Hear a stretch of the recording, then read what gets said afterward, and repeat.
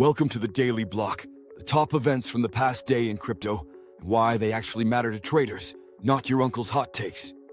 Record $5.95 billion in global crypto ETF inflows as Bitcoin hits fresh highs near 126,000. Reuters and CoinShares say exchange-traded products sucked in a record $5.95 billion in the week to October 4th, led by about $5 billion into U.S. funds.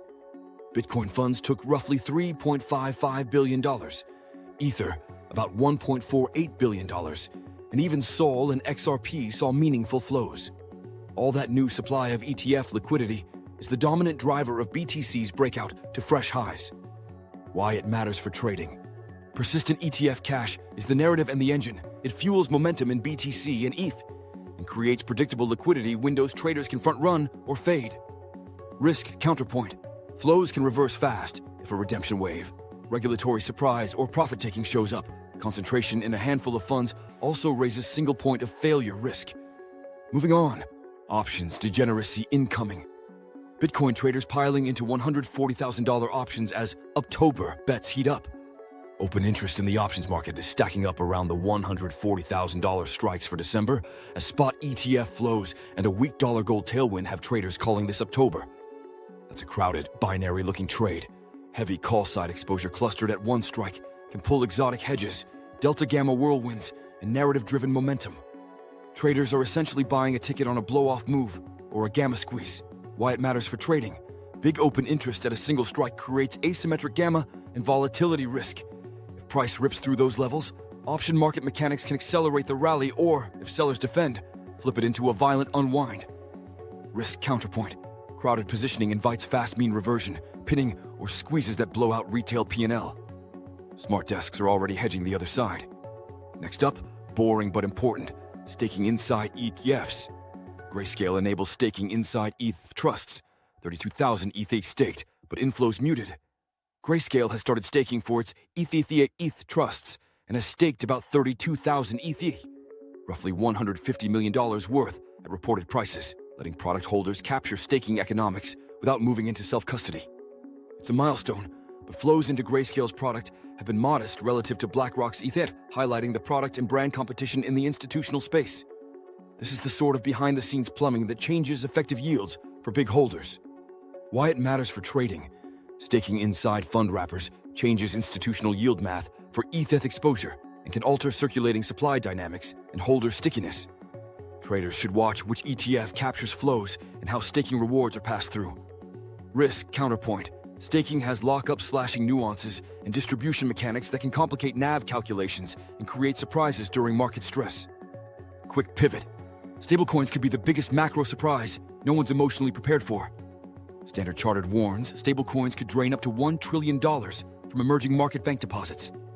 Analysts at Standard Chartered suggest U.S. dollar-pegged stablecoins could pull as much as $1 trillion out of emerging market bank deposits within a few years, as savers hunt dollar stability on-chain.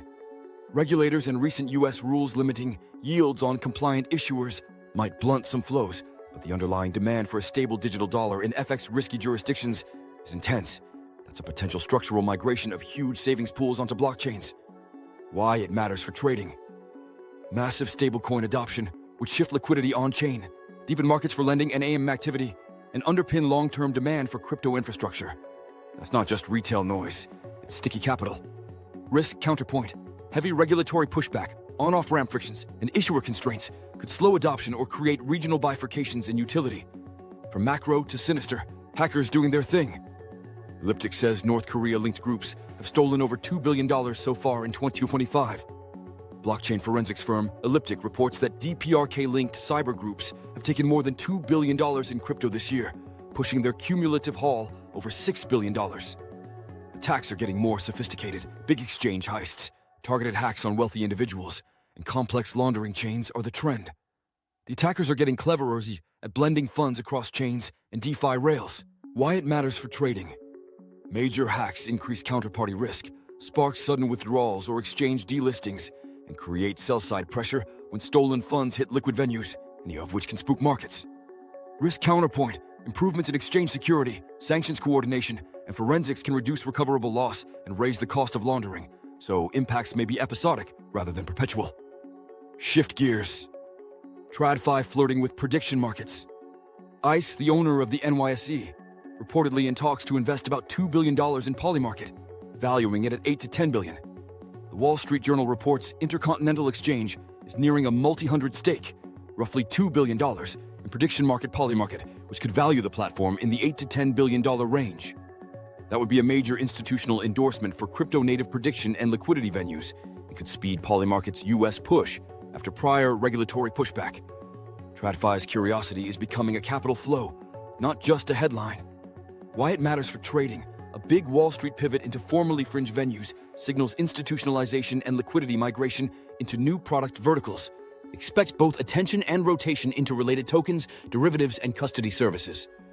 Risk counterpoint. Prediction markets face regulatory and political scrutiny around betting, manipulation, and cross-border compliance that could limit expansion. RWA tokenization, where TradFi money meets on-chain plumbing. Ondo Finance and RWAs.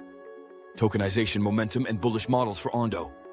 Ondo keeps rolling out tokenized real-world asset products.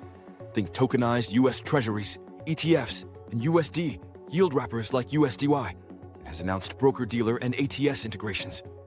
A few bullish price models suggest Ondo could run much higher if TradFi actually moves significant sticky capital on-chain via tokenization. This is the corner of crypto that tries to be boring and institutional instead of chaotic and speculative. Why it matters for trading. RWA tokenization is a path for stable, institutional capital to enter crypto on-chain. Ondo and similar projects can decouple from pure crypto cycles and offer targeted alpha if flows materialize. Risk counterpoint. Legal classification of assets, custody frameworks, and traditional settlement frictions could slow adoption and expose token issuers to securities like scrutiny. Finally, the retail circus returns. Meme and pre-sale buzz. Dogecoin ETF chatter, plus Maxi Doge and Alpha Pepe pre-sales heating up. Dogecoin ETF chatter and the ETF tailwind have reignited retail meme mania. Pre-sales like Maxi Doge are advertising multi-million-dollar raises, and Alpha Pepe is boasting rapid holder growth and sky-high APY narratives. These projects are exactly the kind of asymmetric lottery tickets retail loves. Explosive upside if whales, influencers, and listings line up, or total vapor if it's a rug. Expect wild intraday swings and extreme liquidity disparities. Why it matters for trading. When Bitcoin and ETFs go parabolic, capital and attention rotate into meme tokens and pre-sales, creating opportunities for quick pumps and even quicker wipes. Risky counterpoint. Smart contract audits, tokenomics, and real-world trustworthiness matter. Many pre-sales are unvetted and can vaporize capital overnight. All right, that's the tape for today. Hit subscribe to get